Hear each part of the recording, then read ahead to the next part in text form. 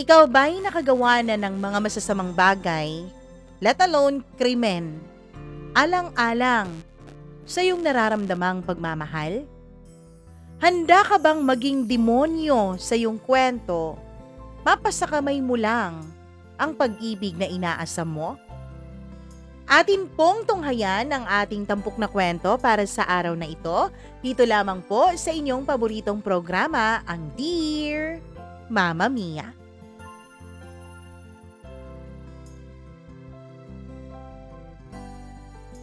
Maraming nagsasabi na kapag ang puso na ang nag-utos, walang nagagawa ang isang tao kundi ang sundin ang nararamdaman nito.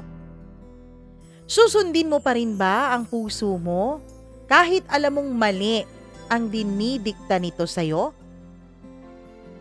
Dear Mama Mia, isa pong mapagpalang araw para sa inyong lahat na nakikinig ngayon. Lalong-lalo na sa iyo, Mama Mia, at sa lahat ng mga taong bumubuo nitong iyong napakaganda naman talagang programa. Sumusulat po ako sa inyo ngayon hindi para ipagmalaki ang mga nagawa kong pagkakamali. Sumusulat ako sa inyo para maiwasan nyo rin ang maging isang katulad ko. Pero sino nga ba ang makakaiwas na maging isang demonyo sa kanilang kwento? Lalo na kung ang pagmamahal at pag-ibig ang ating pag-uusapan. Itago niyo na lamang po ako sa pangalang Elias. Mama Mia, hindi naman po ako masamang tao. Hindi po ako kriminal. Hindi ako masamang tao noon. Ako yung tao na tahimik lamang, introvert kung sabihin ng iba. Masipag ako at hindi po ako nakikialam sa kahit na anong gulo. Ayoko pong makisali sa mga gulo ng ibang tao, Mama Mia. Ang gusto ko po ay mag-focus lamang sa sarili ko. Lumaki ako sa isang maliit na baryo sa Batangas, kung saan ang buhay ko ay napakasimple lamang. Simple nga pero puno naman ito ng mga pangarap. Punong-puno ito ng mga pangako ko sa sarili ko. Ang problema nga lang, Mama Mia, ay ako po yung tipo ng lalaking hindi napapansin. Ako yung tipo ng lalaking aakalain ng iba ay hindi naman importante sa buhay nila.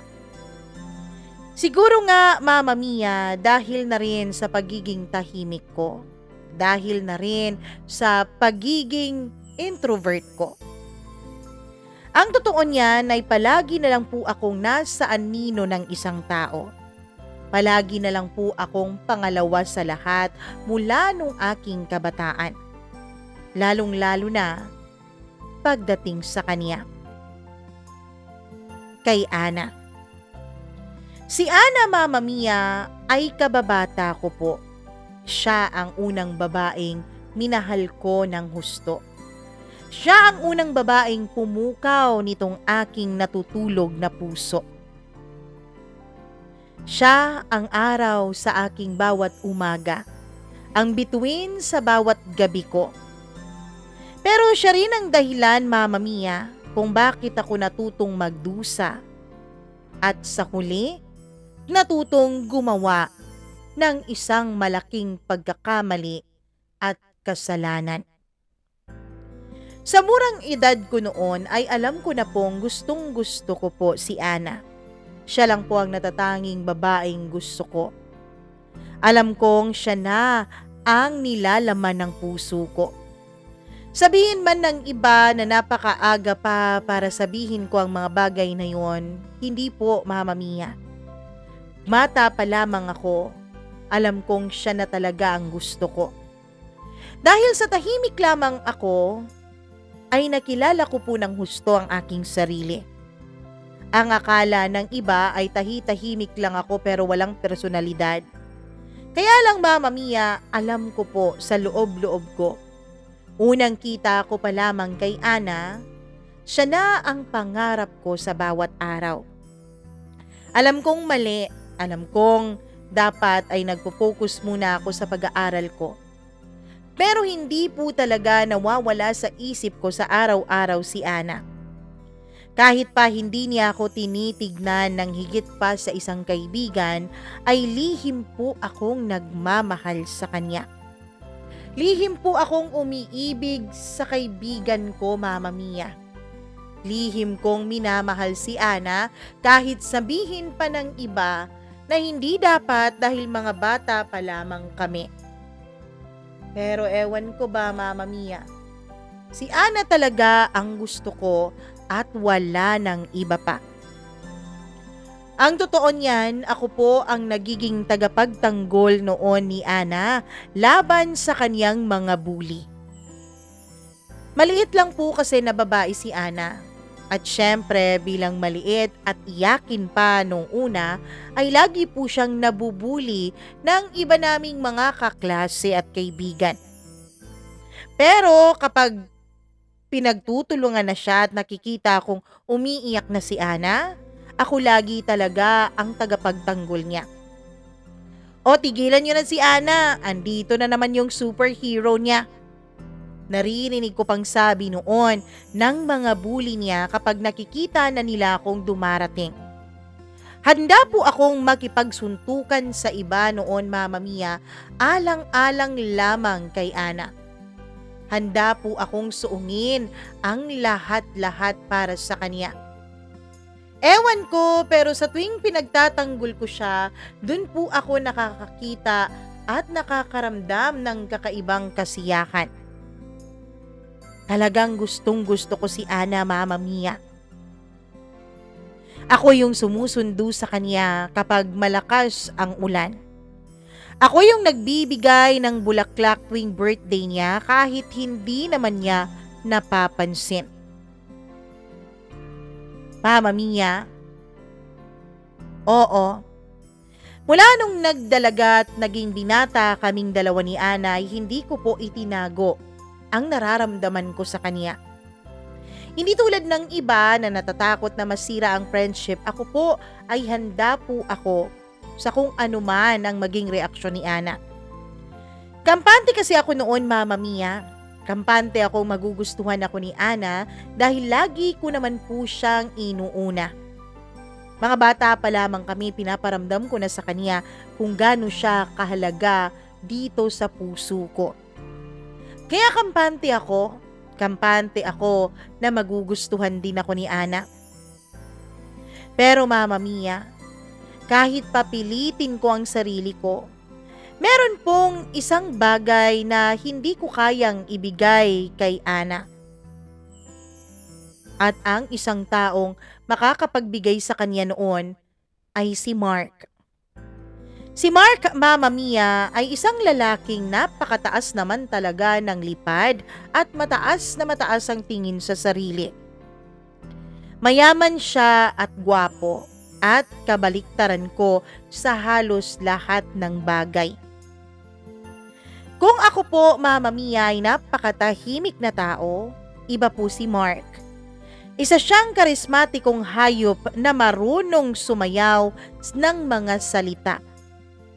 In short, Mama Mia, makarismatiko itong si Mark sa kanyang mga salita at halos lahat yata ng taong nakikinig sa kanya ay nakukuha niya, na-charm niya kumbaga.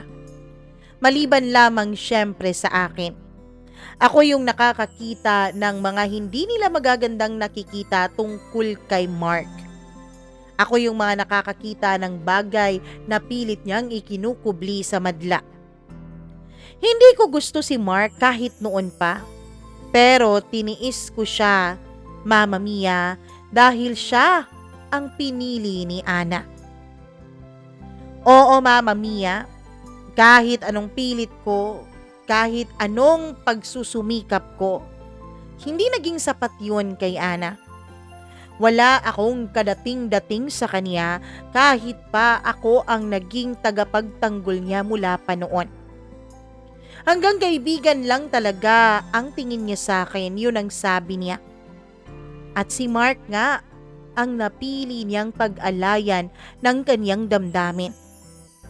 Bakit si Mark pa? Hindi naman ito karapat-dapat kay Ana. Hindi nararapat si Ana sa isang lalaking katulad ni Mark. Pero wala akong magagawa eh. Wala akong magagawa dahil si Ana na ang nagdesisyon. At alam mo ba, sa tuwing nakikita ko silang magkasama, Mama Mia, aaminin kong unti-unting namamatay, hindi lamang ang puso ko, kundi maging ang aking kaluluwa. Hanggang isang araw, nalaman ko po ang sikreto ni Mark. Isang sikreto na kaya kong gamitin para sirain siya. Para hindi na siya magustuhan pa ni Ana. Isang sikreto na sisira sa kanya. At isa namang sikreto na magpapabango ng pangalan at pagkatao ko kay Ana. Oo, pwede kong ibulgar ang sikretong yon at ipaglaban si Ana sa paraang hindi ko pa kailanman nagawa. Mama Mia, nung nalaman ko ang sikretong yon, hindi ko po alam kung dapat ko nga ba yung ilabas sa ibang tao. Hindi ko alam kung dapat ko nga ba yung ipagkalat para naman nang sa ganon ay ako na ang piliin ni Ana. Sa totoo lang, nung mga panahon na pinili ni Ana si Mark, ay sirang-sira po ang puso ko. Gusto ko pong suntukin si Mark noon. Gusto ko siyang mawala sa mundo para naman, Mama Mia, ako na ang makikita ni Ana. Pero hindi ko magawa-gawa yun nung una. Sino lang ba naman ako ikukumpara kay Mark? Kaya lang nung nalaman ko ang isang sikretong magpapabago sa pagitan ng laban namin sa puso ni Ana, dun ako nakakita ng malaking oportunidad. At hindi ko alam, Mama Mia, na ang paggamit ko pala sa sikretong yon ay ang simula pala ng aking pagbagsak. Hindi pagbagsak ng kabuhayan o kung ng ano paman, kundi ang pagbagsak ko sa kasamaan. Ang paghila ko sa aking sarili sa impyerno, hindi para sa sarili ko, kundi para sa pag-ibig na nararamdaman ko. Ang sikreto ni Marcos ay hindi ko po, o ang sikreto ni Mark ay hindi ko po sinadya noon na madiskubre. Isang gabi noon, pauwi na ako mula sa aking trabaho sa panaderya ng tiyuhin ko, ay nadaan ako sa isang kilalang bar sa aming bayan. Oo, Mama Mia, hindi po ako nakapagtapos. Sa panaderya lang po ako nagtatrabaho. Hindi katulad ni Mark na kayang ibigay kay Ana ang lahat. Alam ko po, Mama Mia, alam kong kapos na kapos ako sa anumang bagay. Kapos na kapos ako lalong-lalo na sa mga material na bagay at hindi ko kayang ibigay yon kay Ana. Kaya yun siguro ang dahilan na naiisip ko nung una kung bakit si Mark ang pinili niya. At doon nga, nung napadaan ako sa kilalang bar sa bayan namin, doon ko nakita si Mark. Hindi niya kasama si Ana, kundi isang babae na halatang hindi lang niya basta kaibigan o kamag-anak. Isang babae na halatang malaki ang parte nito sa buhay niya. Hindi ko sinasadya yun. Sakto kasi noon na naglalakad lamang ako dahil may gusto pa akong bilhin. Dati-rati kasi ay sumasakay naman ako ng tricycle. Kaya lang sa gabing yon ay pinili ko pong maglakad. Hindi ko akalain na ang pagbabago pala ng paraan ko ng pag-uwi sa gabing yon ay ang magiging dahilan pala para madiskubre ko ang pagiging babaero ni Mark. Isang babae ang kasama niya. Naghahalikan silang dalawa sa may sulok. Ang akala nila ay walang nakakakita sa kanila. Sa labas po sila ng bar noon, Mama Mia. Nasa madilim na bahagi ng mga merong nakaparadang sasakyan. Kung meron man pong isang bagay na maipagmamalaki ako, yun ay ang talas po ng paningin ko. Perfect vision kumbaga sa iba, Mama Mia. Nung una, nung nakita ko iyon, akala ko ay kamukha lamang ni Mark. Pero habang papalapit ako ng papalapit sa kanila, ay siguradong sigurado ako na si Mark iyon, Mama Mia. Wala kasing ibang may tattoo gaya ng tattoo niya sa braso dun sa bayan namin. Imposible naman na magkamukha tapos magkapareho pa ng tattoo, hindi ba? Sa una ay gusto kong lumayo sa kanila. Pero ang totoo, nagagalit ako noon sa puso ko, Mama Mia. Papanong naaatim ni Mark na lokohin ang isang babaeng kagaya ni Ana? Mahal na mahal siya ni Ana eh. Gustong gusto siya ni Ana. Pinaglaban siya ni Ana. Pero bakit ganon? Bakit napakabilis sa kanya na gumawa ng mali kahit na magkarelasyon silang dalawa? Hindi ko alam noon kung gusto ko bang sabihin yun kay Ana o kung ayaw kong masira ang puso niya. Alam ko kasi na kung sasabihin ko yun sa kanya, at least hindi ako nagsisinungaling, hindi ba? Pero kung malalaman niya yun mula sa akin, alam kong masisira ang puso niya at masasaktan siya ng husto. Pero habang binabaybay ko noon ang madilim na kalsada pauwi sa bahay namin, ay isang ideya po ang pumukaw sa aking mapaglarong utak. Isang ideya na kailanman, Mama Mia, ay hindi ko naisip dati. Gagamitin ko ang sikreto ni Mark laban sa kanya. Gagamitin ko ang kanyang sikreto para hindi na siya mapamahal kay Ana. Nung nakauwi ako ng bahay, ay patuloy pa rin ako noon sa pag-iisip. Patuloy pa rin noon sa pag-iisip ang utak ko kung ano ba talaga ang nararapat kong gawin. Habang nakahiga ako at pilit na pinipikit ang mga mata ko, ay hindi pa rin maalis-alis sa diwa ko ang planong nabuo sa isip ko. Kinabukasan ay bumalik ako sa bar na yon. Kinausap ko ang isang waiter at nag-abot ako ng konting pera kapalit ng CCTV footage ng gabing yun. Oo, Mama Mia, ang konti ko pong naipon ay binawasan ko po alang-alang sa plano kong iyon. Nung una ay tumanggi yung waiter sa pakiusap ko.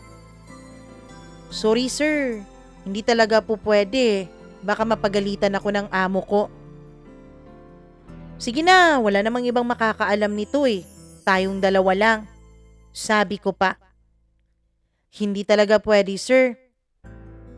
Sige na, babayaran kita. Sorry sir ha, pero hindi talaga pwede. Sabi niya at umalis na. Ako naman nung una ay hindi talaga ako mapakali. Tinanggihan ka na kaya umalis ka na dyan. Sabi ko noon sa utak ko. Umalis naman ako at pumunta sa trabaho ko.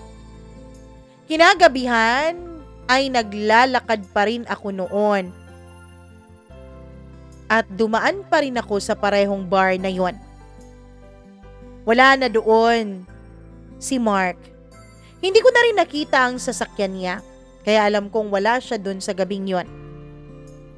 Nung padaan na ako, Mama Mia, ay sakto naman na lumabas yung waiter na nakausap ko kanina. Pa-out na rin siya sa trabaho noon. Brad, baka pwede mo naman akong pagbigyan. Sabi ko na ikinagulat pa niya dahil hindi niya ako nakita na nasa likuran na pala niya ako. Ikaw na naman ba yan, sir? Hindi talaga po pwede eh.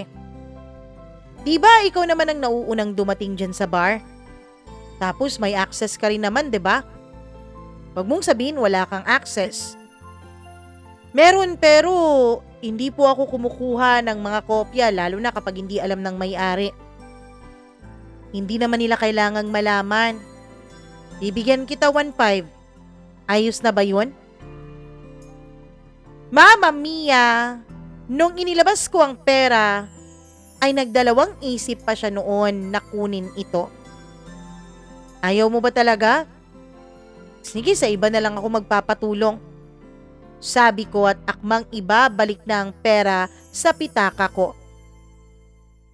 Ay hindi, sige sir, tutulungan kita. Pero sikreto lang natin to ha. Sana sir walang ibang makaalam. Kasi mapapahamak talaga ako nito eh. Huwag kang mag-alala, walang ibang makakaalam. O eto ang flash drive ko, dito mo na lang ilagay.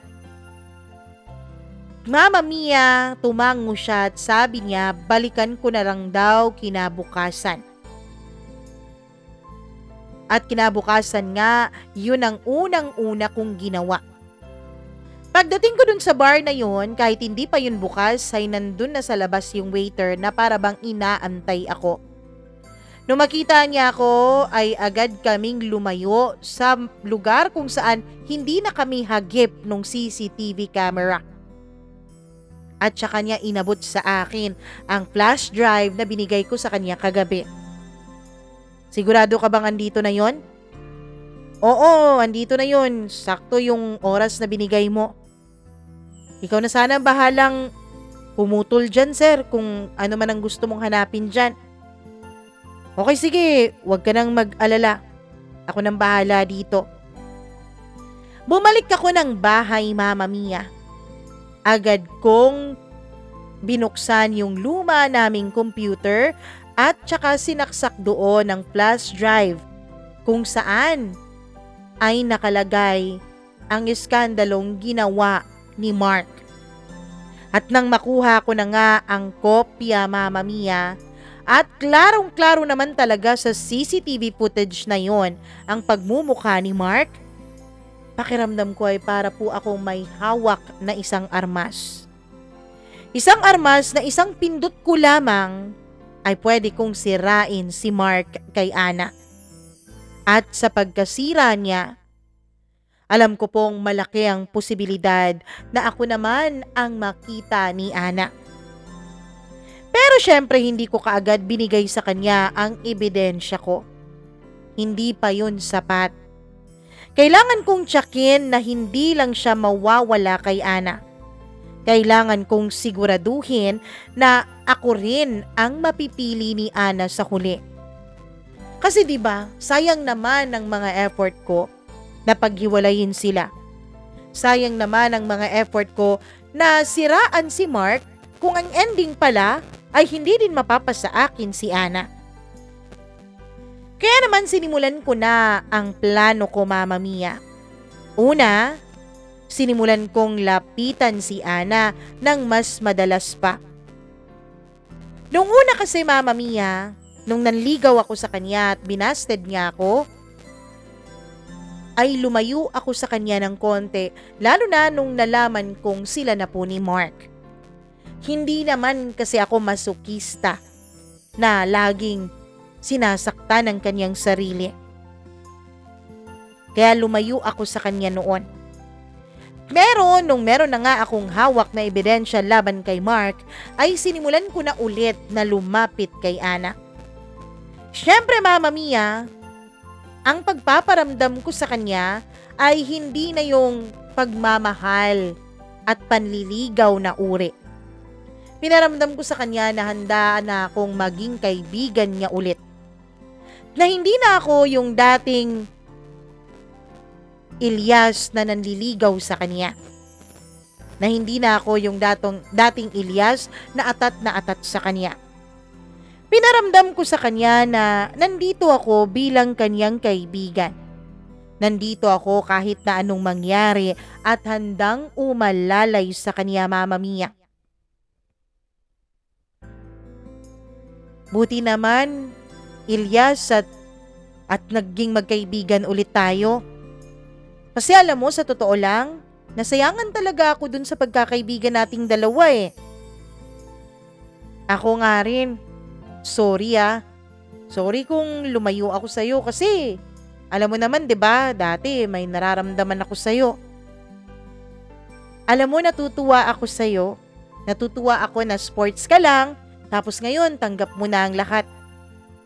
Siyempre naman, mas gugustuhin ko pa rin na maging kaibigan ka, Ana, kaysa naman tuluyan kang mawala sa buhay ko.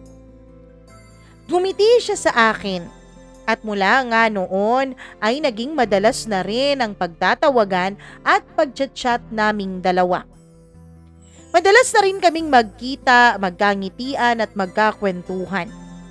Minsan nga kapag dumadalaw ako sa bahay nila bilang isang kaibigan ay hinaharap na niya ako ng maayos. Hindi gaya dati nung niligawan ko siya na medyo na ilang din siya, Mama Mia. Hanggang sa lumipas ang mga araw. Minsan isang araw ay nag-away silang dalawa ni Mark. Agad siyang nag-chat sa akin. Mark? Anong nangyari sa inyo ni Mark? Tanong ko nung tinanong ko sa kanya kung anong problema at ang sinagot niya ay ang pangalan ni Mark. Nag-away kasi kaming dalawa, Elias. Pwede bang samahan mo muna ako ngayon? Ang sakit-sakit kasi sa dibdib ko eh. Huwag kang mag-alala, sige, pupuntahan kita. Nasaan ka ba ngayon? Mama Mia, para po akong si The Flash noon nung nalaman ko na nagkaroon sila ng problema ni Mark. Andun agad ako para sa kanya kahit na may trabaho ako nung araw na yon. Agad kong tinawagan ang kasamahan ko sa trabaho at nakipagpalit ako ng schedule sa kanya. Sabi ko may emergency lang. Pero syempre hindi ko sinabi na ang emergency na yon ay ang tungkol kay Ana. Mama Mia, pinaiyak siya ni Mark. Pero ako ay agad na kumaripas ng takbo papunta sa kanya para ako ang pumunas ng mga luha niyang pumatak dahil kay Mark. Alam mo, siguro hindi niya sinasadya yun, sabi ko. Siyempre nung una, Mama Mia, pinakita ako sa kanya na concerned din ako sa relasyon nila ni Mark. Pinakita ako sa kanya na kinakampihan ko rin kahit papaano si Mark. Na tinitignan ko rin ang kanyang side ng storya.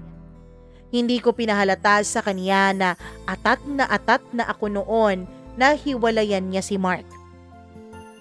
Ang ikalawang ginawa ko, Mama Mia, ay nagsimula po akong magkalat ng chismis sa lugar namin. Siyempre, chismis yon, hindi halata at hindi lantaran. Hindi ko pinahalata na sa akin nagmula. Kinausap ko ang isa naming kabarkada na si Rodel. At nabanggit ko na may nakita akong hindi ko dapat na makita kay Mark. Inayos ko ang lahat, Mama Mia. Talagang plinano ko ang lahat ng dahan-dahan at maayos para naman hindi magmukhang sa akin nang galing ang balita at chismis na yon. Talagang inayos ko ng mabuti, Mama Mia, para ang siste ay galing yun sa ibang tao. Sa loob ng 2 linggo, ng dahan-dahan at maingat kong paninira kay Mark, ay unti-unti nang gumugulo ang relasyon nilang dalawa.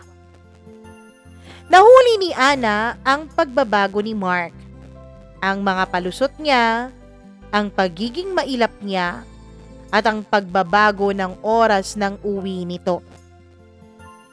Oo, Mama Mia. Nung mga panahon kasi na yon ay parang nagli-live-in na rin po itong si Mark at si Ana. Umuuwi na rin kasi minsan si Ana sa apartment ni Mark. Nung una ay tutol na tutol ako doon pero syempre hindi ko pinahalata. Para naman hindi talaga magmukhang kontrabida ako sa relasyon nila. Para kapag nasira ang relasyon nilang dalawa, ay hindi ako ang magiging number one suspect. Ako nung mga panahon na yon, nung mga panahong nagkakagulo sila, ang role ko syempre ay naging sandalan ako ni Ana. At isang gabi, nang nasa ilalim kami ng ulan, ay niyakap niya ako.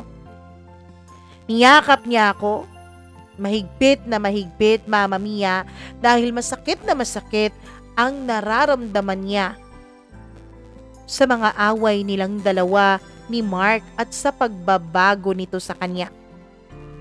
At nung niyakap nga niya ako ng pagkahigpit-higpit na wala na siyang pakialam na nakadikit na ang kanyang mga dibdib sa katawan ko, dun ko unang naramdaman na totoong may pag-asa na ako pagdating kay Ana.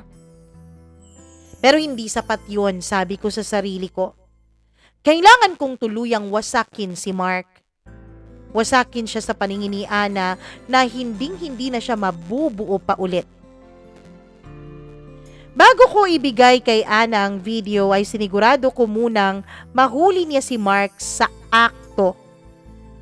Yun ba talagang aktong-akto, Mama Mia, na ang video o ang ebidensya na ibibigay ko ay parang pamukpok na lang para tuluyang bumaon yung pako.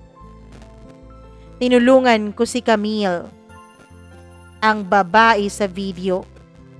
Tinulungan ko siya para magkaroon ulit ng tsansa na makapagkita si Mark sa kanya. Oo, Mama Mia, kilala ko rin kasi ang babae dun sa video. Siyempre maliit lang naman ang bayan namin. Kaya naman magkakakilala lang halos lahat ng tao. Plinano ko talagang mabuti na makausap si Camille. Oo, kinumbinsi ko si Camille na gawin niya yon. Kahit na ang totoo, Mama Mia, ay parang flirting at parang pang one night stand lamang ang nangyari sa kanilang dalawa ni Mark. Kahit na nagtatawagan pa sila ni Mark mula pa noon pa at ang nangyayari sa kanila ay casual thing lamang. Wala po silang relasyon, pero di ba, pagtatraidor pa rin sa karelasyon mo ang tawag doon kapag may kinakanakang iba? Kinumbinsi ko si Camille na makipagkita ulit kay Mark. Siyempre may kapalit yon. Binayaran ko ulit siya gaya nung ginawa ko sa waiter. Nag-ayos ako ng lugar at nag-set up pa ako ng camera na animoy isang vlog po yun at isang prank, Mama Mia. Sinigurado ko rin na darating si Ana sa tamang-tamang oras na mahuhuli niya talaga sa akto ang lahat-lahat. Sinabi ko kay Camille na makipagkita siya kay Mark. Nung una ay umayaw pa si Mark, Mama Mia. Sabi nito ay may gagawin ito. Ayaw niya raw eh, sabi ni Camille sa akin. Sabihin mo na nananabik ka na sa kanya.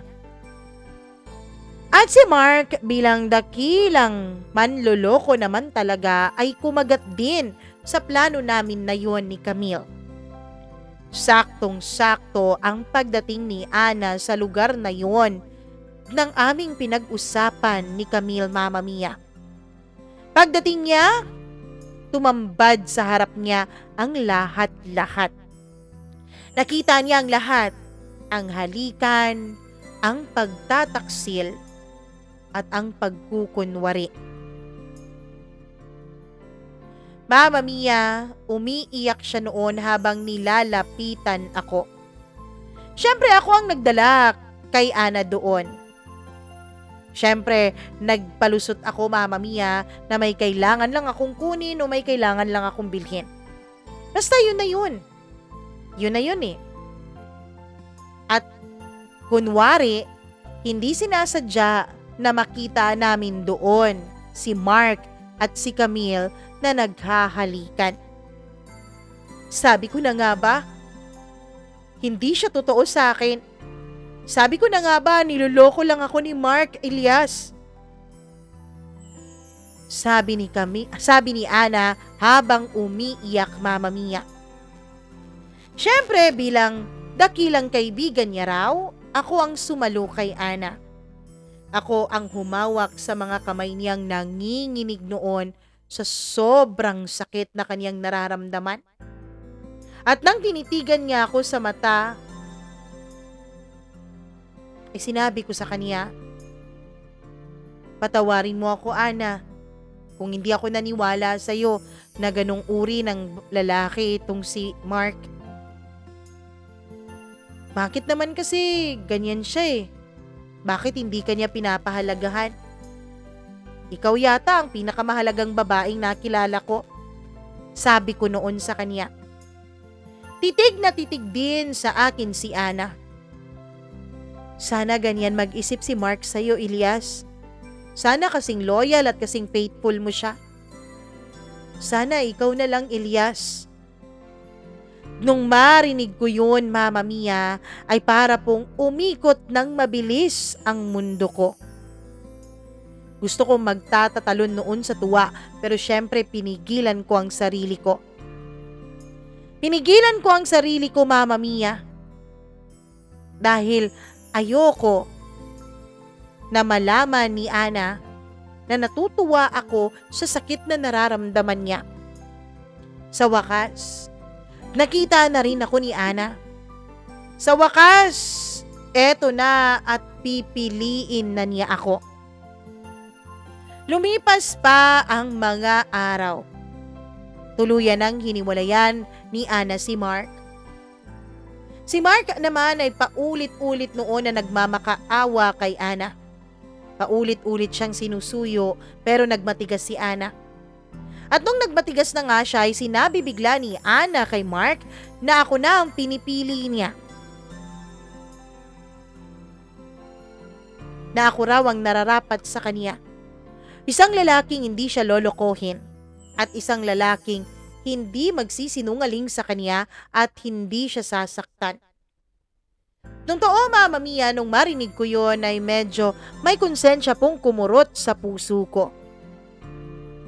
Pero isa lang ang katotohanan na naghuhumiyaw noon sa tenga at utak ko. Sa wakas, pinili na rin niya ako. Masaya ako, Mama Mia. Pero ang hindi ko alam, panandalian lamang pala ang kasiyahan na yon. Hindi pala yon magtatagal, Mama Mia. Hindi pala magtatagal ang kasiyahan na yon. Dahil ang pinili ko palang taong sirain ay isang taong meron ng lahat ng bagay na wala ako. Mama Mia, nung hindi na nga pinansin ni Ana si Mark, ay hindi ito tumigil na makuha ulit si Ana. Si Camille naman, para po tuluyan talagang mabaon si Mark sa kahihiyan, ay binayaran ko si Camille na kausapin si Ana. Sinabi ko kay Camille na siraan niya si Mark kay Ana. Doon ay nag-usap silang dalawa. Sinabi ni Camille na matagal na silang may relasyon ni Mark. Sinabi rin ni Camille na ilang beses nang paulit-ulit na may nangyayari sa kanila kahit na may nangyayari din kay Ana at kay Mark. Pero ang pagbabayad ko pala kay Camille para kausapin si Ana ay siya palang magiging isang pagkakamaling nagawa ko para tuluyang gumuho ang aking mga plano. Isang gabi, Mama Mia, ay kinumpronta po ni Mark si Camille. At ako, dito na po nag-uumpisa ang aking impyerno. Mama Mia, sinabi kasi ni Ana kay Mark na nakausap niya raw ang babae nito. Sinabi kasi ni Ana na wala nang babalikan pa si Mark dahil mismong babae na niya ang naglaglag sa kanya. Yung babae ha? Anong babae? Mark, wag ka nang magsinungaling. Sinabi na niya sa akin eh. Sinabi na niya sa akin na matagal na kayong may relasyon at matagal na paulit-ulit na may nangyayari sa inyo. Aaminin ko. Aaminin ko na may nangyari sa aming dalawa ni Camille. Pero fling lang yun. Wala kaming relasyon at hindi ko siya mahal. Huwag ka nang mag-aksaya pa, Mark. Huwag ka nang mag-aksaya pa ng panahon ko at ng panahon mo dahil hindi na ako babalik sa'yo. May relasyon na kaming dalawa ni Elias kaya makakaalis ka na. At pwede ba, balikan mo na lang yung si Camille. Siya na rin naman mismo ang nagsabi sa akin eh. Na matagal na kayong dalawa. Na sinabi mo pa sa kanya na ako, side chick mo lamang. At siya pa rin ang pipiliin mo sa huli. Ayaw mo nun? Pinadali ko na ang desisyon para sa'yo. Sabi ni Ana, tsaka tuluyang tinalikuran itong si Mark. Sorry Brad ah. Sorry kung umiksena agad ako. Kasi alam mo naman 'di ba? Matagal ko nang mahal si Ana. Sabi ko sa kanya. Tinitigan ako ng masama ni Mark, Mama Mia. Ang hindi ko alam ay dun pala ay may pagdududa na siya. Kaya naman sa gabi din na yon ay agad niyang pinuntahan si Camille. Kinumpronta niya ito, Mama Mia. Galit na galit ata si Mark dahil ang sabi pa ni Camille sa akin ay halos mapatay na siya nito sa sakal. Dahil sa sobrang galit niya. Nanlilisik pa raw ang mga mata ni Mark nung dumating ito sa bahay nila. Kaya walang nagawa raw si Camille kundi aminin dito ang totoo. Inamin ni Camille kay Mark ang tungkol sa pagbayad ko sa kanya para akitin siyang muli. Para magtagpong muli ang kanilang landas at mahuli silang dalawa ni Ana. Sinabi rin ni Camille na binayaran ko rin siya para kausapin niya si Ana. Mama Mia, si Mark po ay hindi katulad ng iniisip ng karamihan. Hindi po siya yung tipo ng tao na pareho nang nakikita natin na normal lang, pareho sa atin. Si Mark, sabi ko nga nung unang bahagi nitong aking sulat, ay may mga koneksyon po. Mga koneksyon hindi lamang sa pulisya, kundi sa mga taong ayaw mong kalabanin. Malaki po ang koneksyon ni Mark dahil ang kanilang pamilya, Mama Mia, ay konektado po sa politika at gobyerno. Isang gabi, pauwi na ako noon galing sa trabaho ko sa panaderya, ay napansin ko, Mama Mia, na para bang may mga sumusunod sa akin. Nung una, nung lumingon-lingon ako ay nakakita ako ng mangilan-ngilan na tao na gaya ko ay naglalakad din. Kaya naman binaliwala ko yon. Naglakad lamang ako. Pero Mama Mia, alam mo siguro yung pakiramdam na hindi mawala-wala sa isip mo na para bang may sumusunod sa'yo. Pangalawang lingon ko ay wala pa rin akong nakitang kaduda-duda. Patuloy pa rin ako sa paglalakad pero nilalakihan ko na ang mga hakbang ko. Hanggang sa ikatlo kong paglingon ay nakakita ako ng dalawang lalaking nakaitim. Maitim na maitim ang kanilang suot, Mama Mia, at syempre, dahil gabing-gabing yon ay hindi ko nakita o naaninag ng maayos ang kanilang mukha. Nung napansin kong bumilis ang kanilang lakad ay mas binilisan ko ang mga hakbang ko. Pero habang mas binibilisan ko, ay mas binibilisan din nila, Mama Mia. Hanggang sa nagtakbuhan na nga kami. Hinabol na nila ako, Mama Mia, at agad akong tumakbo. Mabuti na lamang at mabilis ako. Mabuti na lamang at may experience ako sa track and field mula elementarya hanggang high school. Kaya naging mabilis ang pagtakbo ko, Mama Mia. Hindi nila ako naabutan pero natamaan po ako ng tubo sa likod ko. Dumugo po ang likod ng ulo ko sa tamang yon. At duguan po ako nung umuwi ng bahay. Wala po akong ibang kaaway, Mama Mia. Gaya ng sabi ko sa inyo, simple lamang po ako at tahimik. Wala akong ibang ginawa ng masama, liban lamang kay Mark, kaya alam kong siya ang may pakana noon.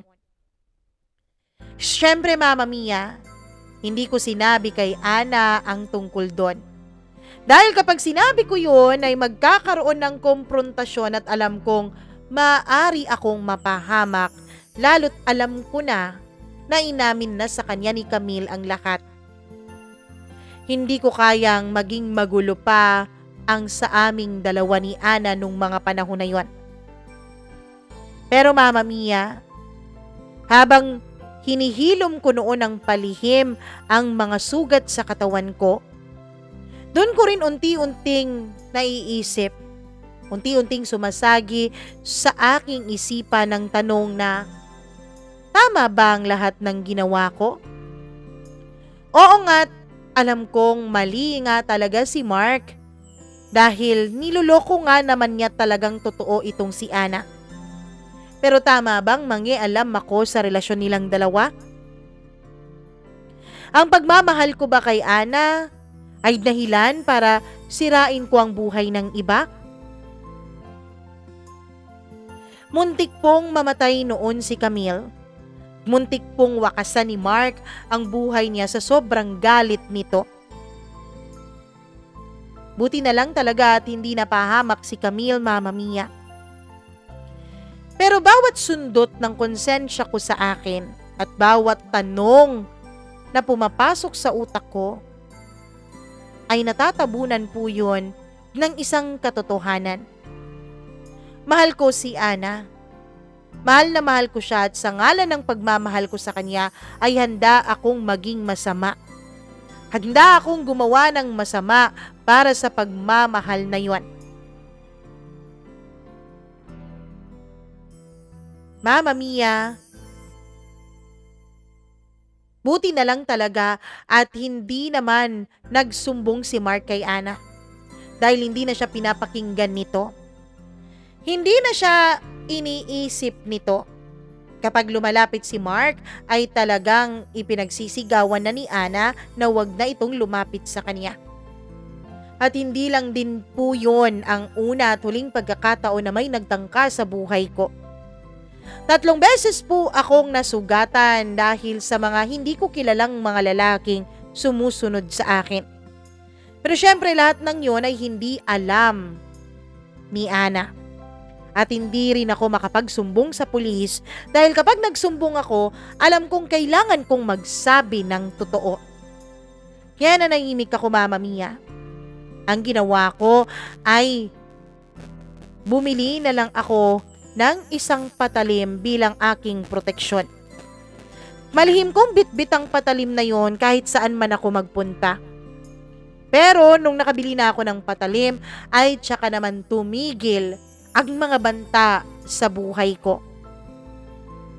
Akala ko ay maayos na ang lahat, Mama Mia. Akala ko ay maganda na ang takbo ng buhay ko. Maganda na ang relasyon namin ni Ana.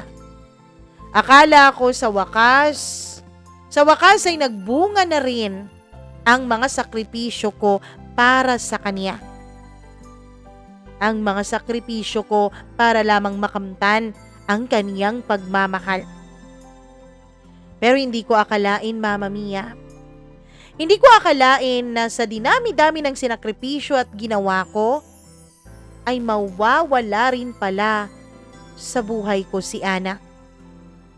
Hindi ko akalain na darating din pala ang araw na ako na mismo ang mawawala sa puso ni Ana. Ang akala ko kasi, Mama Mia, nung nakita niya na lagi akong nandyan sa tabi niya, na lagi akong nagmamahal sa kanya at hindi siya iiwanan. Akala ko ay tuluyan na niyang isinuko ang puso niya sa akin. Akala ko ay tuluyan ng ako ang pipiliin niya sa habang buhay. Pero hindi pala sapat ang paghihiwalay nilang dalawa ni Mark. Hindi pala sapat na lagi akong nandyan sa tabi niya. Hindi pala sapat na pinakita ako sa kanyang mahal na mahal ko siya. Isang araw ay bigla na lang akong kinausap ni Ana. Akala ko nung una ay kung ano ang pag-uusapan namin. Akala ko may hihingin siya. Akala ko magdi-date kaming dalawa kasi nalalapit na rin noon ang monthsary namin eh. Kaya lang bigla niya akong kinausap. Seryosong seryoso siya. Kumain muna kami noon ng dinner. Date pa yon, Mama Mia, para sa akin. Pero pagkatapos naming kumain ay titig na titig siya sa mga mata ko. Na para bang tinatansya niya kung papaano niya sasabihin sa akin ang isang mabigat na bagay. Uy, bakit naman ganyan ka makatingin sa akin? May dumi ba ako sa mukha? Tanong ko. Ngumiti lang siya at umiling-iling. Ganun pala eh. Bakit ganyan ka kumakatingin? Parang may sasabihin kang hindi maganda sa akin. Hindi ko na napigilan noon ang maging honest sa obserbasyon ko tungkol sa kanya. Elias, alam kong lagi kang nandyan para sa akin. Alam ko na minamahal mo ko. Ramdam ko na hindi ka katulad ni Mark. Ramdam ko na handa kang gawin ang lahat mapatunayan lang sa akin ang pagmamahal mo. Pero Elias, hindi ko kasi maramdaman ang sarili ko. Sabi niya tumigil tsaka yumuko. Kabang-kaba na ako sa mga pagkakataon na to, Mama Mia. Kahit ba walang Mark, iiwanan pa rin niya ako? Kahit ba alam niyang mahal na mahal ko siya, iiwan din pala niya ako sa ere? Tanong ko noon sa utak ko. Anong gusto mong sabihin, Ana?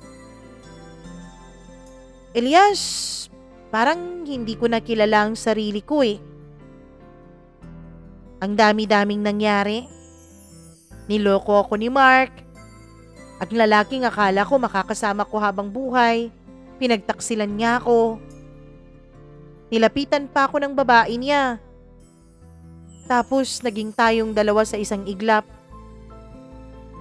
Ang bilis-bilis ng mga pangyayari. Hindi ako makasabay. Pakiramdam ko nga, Elias.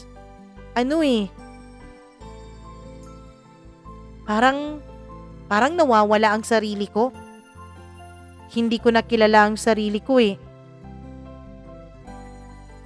Akala ko noon, Mama Mia, na pag nawala si Mark ay ako nang makikita ni Ana. Akala ko noon na kapag wala na si Mark sa kanyang buhay ay magiging masaya at tahimik na kaming dalawa. Naging masaya pa naman ako nung hindi talaga pinurso ni Mark na makuhang muli si Ana. Naging masaya pa naman ako nung si Mark na mismo ang sumuko at naghanap na ng ibang babaeng mamahalin niya at magiging karelasyon niya. Pero kahit pala walang Mark, hindi pa rin pala ako pipiliin ni Ana sa huli. Akala ko ako na ang magiging sagot sa mga tanong niya. Pero hindi pala. Isa lamang akong taong umiibig sa kanya na naging sanhi ng kaguluhan sa kanyang buhay at ng mga masasakit na kanyang mga pinagdaanan. Akala ko noon, Mama Mia, na ayos lang nasaktan ko siya. Kasi ako din naman ang hihilom sa mga sugat na yun eh. Pero hindi pala. Mama Mia, nagkahiwalay kami noon ni Ana. Ayokong pumayag nung una. Pero syempre, ayoko naman na magmukha akong desperado sa harapan niya. Sinabi ko pa na handa ko naman siyang hintayin. Pero sabi niya, Mama Mia, hindi raw siya sigurado kung kailan siya babalik. Lumipas ang ilang mga araw. hanggang sa naging mga linggo at mga buwan. Bigla na lamang umuwi ako sa bahay na datnan ko doon si Ana. Walang ibang tao nung umuwi ako. Tinanong ko pa siya kung nasaan sila mama at ang sabi niya ay umalis daw ang mga ito at hinayaan lamang siya na hintayin ako sa loob ng bahay namin. Pero nung nakalapit ako kay Ana ay isang malakas na sampal ang ginawad niya sa kaliwa kong pisngi. Gulat na gulat ako noon sa sampal na yun. Akala ko yun na yung sampal na yayanig sa buong buhay ko. Pero hindi pa pala, Mama Mia. Dahil isang kaalaman pala ang bit-bit ni Ana nung nagpakita siyang muli sa akin. Nalaman pala niya, Mama Mia. Nalaman pala niya ang pag-set up ko kay Mark. Nalaman niya na ako ang dahilan kung bakit mas pinili ni Camille na ipagkanulo noon si Mark. Nalaman niya na ako ang nagtulak sa lahat-lahat para tuluyan silang magkahiwalay. Hindi ko alam kung paano niya nalaman, Mama Mia. Nung una ay dinideny ko pa pero mas lalo siyang nagagalit at paulit-ulit pa akong sinasampal. Umiiyak siya noon habang sumisigaw. Hilyas, akala ko ba iba ka? Alam mo bang inisip ko na kapag maayos na ako ay babalikan kita? Alam mo bang inisip ko na kapag maayos na ako ay pipiliin kita? Pero tama lang palang lumayo ako sa'yo.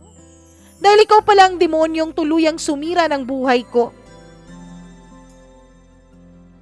Hindi ko magawang sumagot noon sa mga sinasabi niya sa akin, Mama Mia. Hindi ko magawang makapagsalita ng kahit na ano sa kanya. Paano ko ba ipagtatanggol ang sarili ko? Paano ko ipagtatanggol ang sarili ko sa kanya kung alam ko naman na lahat ng mga sinasabi niya at binibintang niya ay totoo?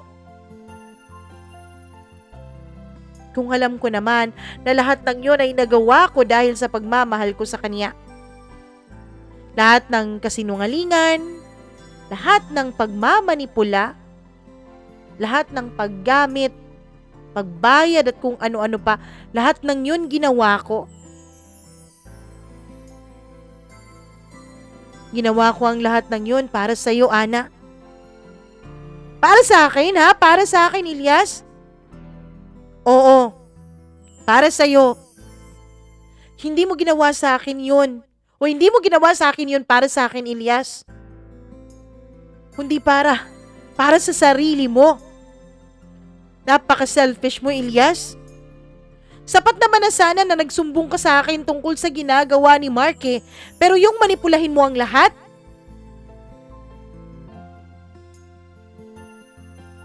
Napakasakit nun, Ilyas. Binigay ko sa iyo ang buo kong pagtitiwala. Ang buo kong pagkakaibigan. Pero sinungaling ka. Manloloko ka. Mas masahol ka pa nga kay Mark eh. Kasi nagawa mong ipagkanulo ang ibang tao alang-alang lamang sa personal mong kagustuhan. Napaka-selfish mo. Mama Mia, nagmakaawa pa ako noon kay Ana na pakinggan niya ako. Ano pa bang sasabihin mo, ha? Ano pa bang gusto mong sabihin? Sige, sabihin mo na. Pero hindi ako nakapagsalita. Pagod na pagod siya noon sa pagsisisigaw at pagsampal at pagsuntok sa akin. Lupaypay ang katawan niya na tumayo at umalis sa bahay namin. At hindi na nga siya bumalik, Mama Mia. Kinabukasan, pinuntahan ko si Ana sa bahay nila, pero wala na siya doon. Hindi ko alam kung nasaan siya dahil maging mga magulang niya ay galit sa akin. Mama Mia, ngayon ay mag-isa na ako. Lumipas na ang halos 2 taon pero hindi ko na muli pang nakita si Ana. Hindi ko na rin alam kung nasan siya, Mama Mia, dahil kahit na sa ang social media platform ay hindi ko siya mahanap, hindi ko siya mahagilap. Bumabalik sa akin ang lahat-lahat ng ginawa ko. Bawat galaw, bawat salita, bawat kasalanang ginawa ko sa ngalan ng pag-ibig ay bumalik sa akin. Dati, magkaibigan pa kami ni Ana eh. Ngayon, wala talagang natira sa puso ko. Wala ring natira sa buhay ko. Oo, hindi ko nga pinatay si Mark. Pero pinatay ko naman ang pagpapahalaga at pagtitiwala sa akin ng isang babaeng minahal ko ng buong tapat. Ana, kung nasaan ka man ngayon, sana ay nahanap mo na ang kapayapaan, katahimikan, at pagmamahal na hinahanap mo. Mahal na mahal pa rin kita. Kung nakikinig ka man ngayon, o kung umabot man sa'yo tong kwento ko, sana ay patawarin mo ako sa lahat ng mga nagawa ko. Alam kong mali, alam kong masama ang ginawa ko, pero nagawa ko lang ang lahat ng iyon dahil sa labis kong pagmamahal sa'yo. Pero ano pa man ang rason ko, mali pa rin yun. Sana dumating ang araw na mapatawad mo ako. At hangad ko ang kaligayahan mo.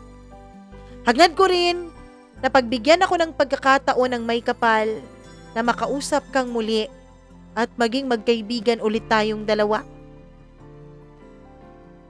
Alam ko na, tanggap ko na, Ana, na hindi ka talaga siguro para sa akin.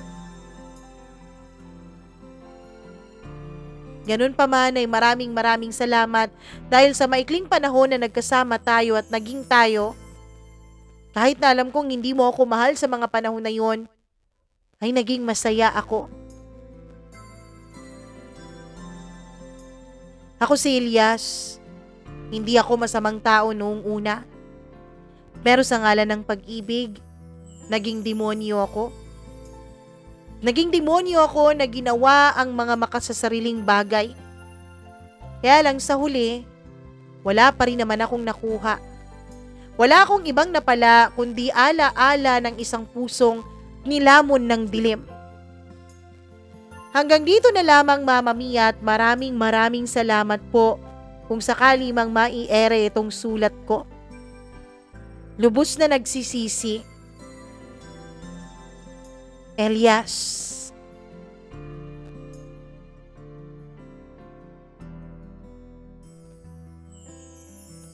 Grabe ang kwento ni Elias. Nako, hindi ko rin naman siya masisisi. Ewan ko. Ewan ko kung sa inyo masisisi nyo ba siya. Pero para sa akin, parang hindi ko rin masisisi si Elias. Kasi may kasalanan din naman talaga si Mark. Meron naman talaga siyang mga pagkakamaling ginawa kay Ana. Niloloko naman niya talaga totoo si Ana. Pero kahit na ganon, tama din naman. Wala siyang karapatan na magmanipula ng mga bagay-bagay. Dapat sinumbong na lang niya, pinakita na lang niya yung CCTV footage, at hayaan na lang niyang mag-desisyon si Ana. Hayaan na lang niya na si Ana ang magsasabi kung ititigil ba ang kanilang relasyon o ipagpapatuloy. Pero isa po na katotohanan ang talaga namang totoong nangyayari dito sa mundo. Na kahit anong gawin mong pamimilit sa isang tao, kahit anong gawin mong pangmamanipula ng sitwasyon, kung hindi ka mahal, hindi ka talaga mahal. Ganun talaga yon. At kung hindi para sa'yo, kahit ipilit mo pa, dumugo pa yung ilong mo sa kakapilit, wala pa ring mangyayari dahil ang mga bagay na hindi laan sa'yo, kung mapasayo man, mawawala lang din dahil in the first place ay hindi naman para sa'yo yon.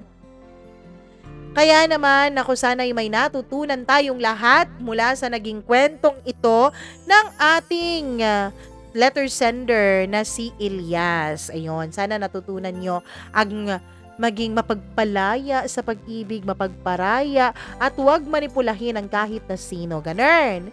At syempre, i-share nyo na rin itong ating video at i-like nyo na rin. At syempre, alam nyo na, di ba? Nasa huli po ang atin pong mga pa-shoutout at pasasalamat sa lahat ng mga hindi nagsasawang magmahal nitong ating munting YouTube channel na talaga namang sinisikap natin na makaabot ng 100,000 subscriber by the end of the year. Grabing ano yan kasi parang 26,000 subscribers pa ang kailangan natin. Kaya yan sa loob ng halos 6 na buwan. Nako, pilitin natin at alam kong tutulungan nyo ako. Kaya naman, subscribe na kayo dyan kung hindi pa po kayo subscriber. At kung subscriber na po kayo, make sure na nakapag-click kayo ng notification bell at syempre, make sure din na invite nyo naman yung iba na mag-subscribe dito sa ating channel. Hello nga pala ako sa ating mga suki na lagi naman talagang nagmamahal sa atin at syempre nagko-comment. Alam ko po may mga nagpapabati ng birthdays na hindi ko po nabati dahil huli na nung nabasa ko, nakapag-record na for this day, nakapag-edit na at nakapag-upload na parang ganon. So, pasensya na po kayo pero please know na mahal ko sa kayo at na-appreciate ko ang pagmamahal na binibigay nyo sa akin, lalong-lalo na ang hindi nyo pag-skip ng ads dito sa ating channel. Hello ako kay Emily Aceres, maraming salamat all the way from Singapore. Jeliza Monteser, thank you very much. Maricel Mina, Margie Flores, maraming salamat sa iyo. Colleen Bueno, hi din kay Diz Limbo, kay Marvy Montesilio, Inday Ka, hi sa'yo Inday Ka, Christina Sison, Elinalyn Paglibuan, maraming salamat. God bless you too. Salamat at ginagawa mo akong libangan sa araw-araw mo. Kay Chazi Chai, Michelle Cardines, maraming salamat. Bien Ramos, all the way from Hong Kong. Hi din kay Qmi Tayag, maraming salamat. Kay Lakwatcha, hello sa'yo. Hello rin kay Gail Easy, kay Mary Ann Buelo, Lady Lynn Nabarte, maraming salamat all the way from Madalag, Aklan. Hi kay Merpintak, kay Jeboy Palaboy, kay Janice Rolasada from Kalawag, tama po ba? Quezon, tama po ba ang aking pronunciation? Sorry po Ay din ako kay Leticia Amante, maraming salamat. At belated happy birthday sa apo niyang si Yansken Amante. Belated na po, sorry po, napaka-belated. Hi din kay Ronnie Lansangan, kay Princess Jonaline Bermiso, kay Mary Ann Buelo, Isay Cadizal, shout out sa'yo, maraming salamat. Ay din kay Antonio Villanueva, maraming thank you sa'yo. Marichet Serviano, James Soriano, Moonchild, hello, maligayang pagbabalik, Moonchild. Ay din kay Maria Elena Abe, maraming thank you sa'yo. Kay Gimaras Girl, Ma'am Judith McGovern, and to her husband, thank you very much. Kay Key Sharot, Daniel Felipe, maraming salamat. Sally Buma, Josevina, Donna Frias, Michelle Amihan, Abigail Tenorio, Ray Gumban, maraming salamat. Aksa Heliana, hello sa'yo. Ay din kay Maureen Tugab, maraming salamat. All the way from Italy, ingat ka rin lagi dyan. Ay din kay Virgie Flores from Saudi Arabia. Jenaline Blasin, hello sa'yo. From Caloocan City na everyday nagmumukbang ng ating mga videos, maraming salamat. Jenny C, Karen De Venecia, maraming salamat at belated happy birthday sa mama mo. Sa lahat ng mga nanonood sa atin, na mga nag-comment, syempre, at mga nagpapabati, pasensya na po kung hindi lahat ng pabati ay nababasa natin sa isang upuan, pero talaga namang babasahin natin yan. At sa mga susunod na video, kung ito pa rin ang suot ko, wag po kayong magulat dahil meron po tayong mga gagawin sa mga susunod na araw. Kaya naman, kailangan kong mag-prepare ng mga recordings para sa inyo para naman hindi nyo ako ma-miss. Kaya eto, pagkatapos nito, record agad tayo ng pangalawang kwento. Maraming salamat po sa inyong lahat. Hanggang bukas po ulit. Kung nagustuhan nyo ang kwentong ito, please do not do not forget to like and share this video. At kung meron po kayong sariling kwento ng inyong buhay, nako po, mag-share na rin po kayo. Mag-email lamang sa mamamiacdo0317@gmail.com. That's mamamiacdo0317@gmail.com. At syempre, nako naman, kung hindi kayo makapag-send sa atin ng email, meron po tayong ibang mga social media accounts. Paki-follow na rin po ako sa aking ibang social media accounts. That's Mama Mia CDO or Mama Mia Cagayan de Oro. Maraming salamat pong muli sa inyong pagmamahal sa akin. Ako po si Mama Mia. Hanggang bukas po, dito lamang sa paborito niyong programa, ang Dear Mama Mia. Bye-bye! Ingat po kayo lagi. Mwah, mwah, mwah!